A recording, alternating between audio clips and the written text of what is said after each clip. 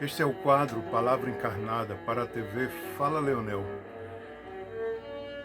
Hoje é um programa especial porque é o programa de número 50. E a palavra de hoje é morte.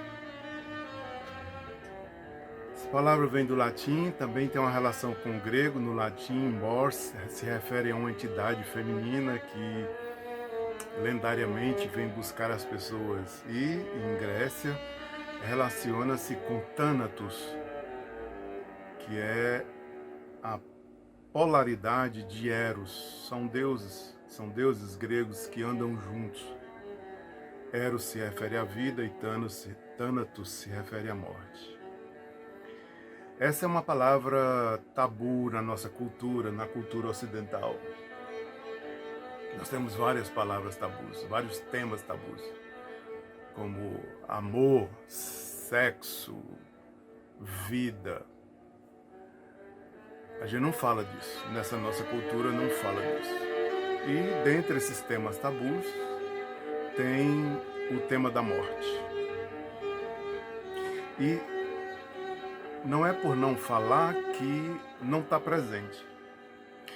Existem muitas pessoas por aí que a gente encontra pela rua, nos lugares que vai, muitas pessoas mortas.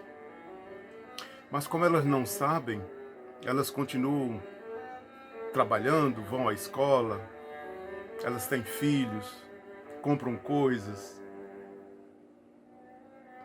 frequentam os bares. Então, o tema da morte, a morte em si, nós lidamos todos os dias. O problema de ser um tabu é nós não falarmos sobre isso. A pandemia de Covid trouxe a morte para dentro de casa. Foi uma grande oportunidade de aprender sobre a finitude da existência, sobre a fragilidade do ser humano, mas nós já esquecemos e não aprendemos nada. A filosofia fala da morte, muitos filósofos tratam da morte sob duas perspectivas. Uma, de falecimento natural, né? Um processo natural, e o outro que é mais complexo, que é a morte como finitude da existência, e especialmente nos existencialistas, a morte como a impossibilidade. Se a vida é um exercício do possível, das possibilidades, a finitude, a morte, coloca isso em xeque e apresenta a impossibilidade. E uma pergunta: como que os antigos lidavam com a morte? Então, a humanidade sempre lidou com a morte, né? Numas culturas de maneira mais natural, mais simples, em outras culturas mais escondidas, veladas. Existem estudos em que primatas como chimpanzés, a gente não pode dizer que eles sentem a morte ou que eles sentem luto, porque seria antropomorfizar, né, os chimpanzés. Mas é observado que mães chimpanzés, ou mesmo outros indivíduos do bando, quando um animal morre, eles tentam reanimar, eles carregam no bando o cadáver do chimpanzé por vários dias. Então, até os primatas têm uma relação com isso. Os antigos, desde o Egito, tem um livro famoso chamado o livro dos mortos do Egito, tem também o livro tibetano dos mortos, são culturas milenares. Na China também tem, não tem um livro como no Egito e no Tibete, mas na mitologia chinesa também tem preceitos de... Esses livros antigos, eles têm recomendações para o morto se comportar depois da morte, na jornada que tem depois da morte. No Egito, inclusive, essas recomendações, né, eram impressas em papiros ou argila e eram colocadas junto do defunto. Mais recente, o estoicismo, especialmente Sêneca, tem uma frase: para o estoicismo a morte é natural, né? É inevitável. Aí Sêneca diz bem assim: bom, se é inevitável, não se aperreie, tenha calma, porque quando você está, ela não está, a morte. E quando ela está, você não está mais, então sossegue. Mas no Ocidente nós temos uma péssima relação com esse tema. Então, a má relação com o tema do Ocidente, tema com a morte, refere-se a uma cultura, é uma cultura de evitação. Nós evitamos, postergamos, tentamos prolongar.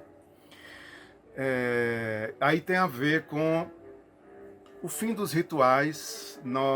Nossa cultura contemporânea, principalmente, esvaziou os rituais. A gente tem poucos rituais. Na nossa cultura há um desprezo pela velhice. Então as pessoas velhas são desprezadas, abandonadas, e porque nossa cultura associa velhice à morte. E diante da morte, que é uma incerteza, é um paradoxo, né? É uma certeza que vai acontecer, mas a incerteza de quando será. Então desenvolvemos uma parafernália de coisas, né? De medicamentos, aí a medicina tecnológica entra com muita força nisso. Nessa tentativa de prolongamento. Mas o mais importante dessa cultura que evita esse tema, evita o tema, não evita a morte, é a falta de educação Interessante, a falta de educação para a morte e para a vida, porque a relação, não podemos falar de uma sem falar de outra. E nossa educação não trata da vida e nem da morte. Por isso que as pessoas que têm mais medo de morrer são aquelas que têm mais medo de viver.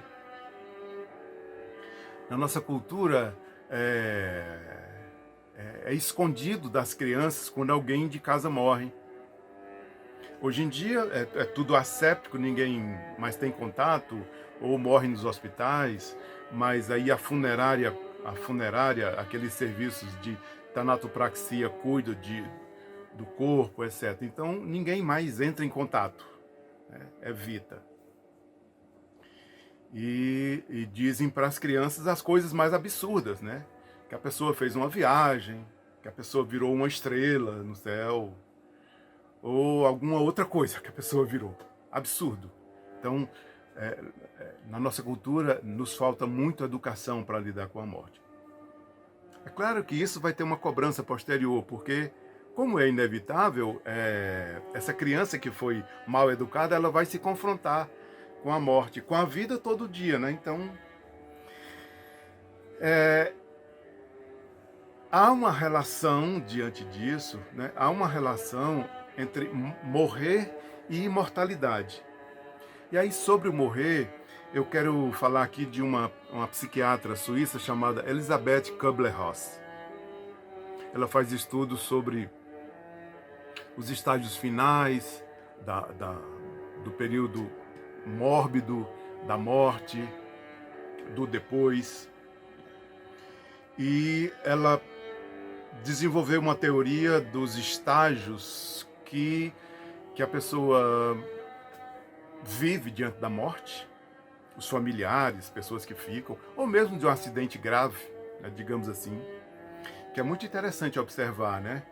Ela fala que uma primeira atitude é uma atitude de negação, então tem tudo a ver com a evitação, né? Negação. Depois a pessoa entra num estado de raiva, depois ela tenta barganhar alguma coisa, né? Eu perdi isso, mas eu vou ganhar isso. Depois aí, como dizem ali no popular, começa a cair a ficha mesmo, aí ela entra no estado de depressão, que não é a patologia, a psicopatologia, mas no estado de tristeza, de queda. E por fim, o estágio da aceitação. Então, na nossa cultura, vivemos com isso, sobre a imortalidade o tempo inteiro. Só que a imortalidade do corpo tem um limite biológico. Então, até os faraós tentam superar esse limite pela mumificação. Hoje, algumas pessoas se congelam, né, para não sei, para no futuro voltar à vida. Mas a gente resolveu com a imortalidade da alma, que é essa compreensão da perenidade do espírito ou da consciência, tanto faz, e uma espera de ressurreição, de reencarnação, renascimento. Então, eu digo por último que essa angústia que nos apodera, o tema da morte, é a mesma da vida. Porque preparar-se para a morte é preparar-se para viver bem, é viver bem. Porque quem é negligente com a morte é negligente com a vida. Então cuidemos disso, cuidemos mais da vida, que a morte é certa.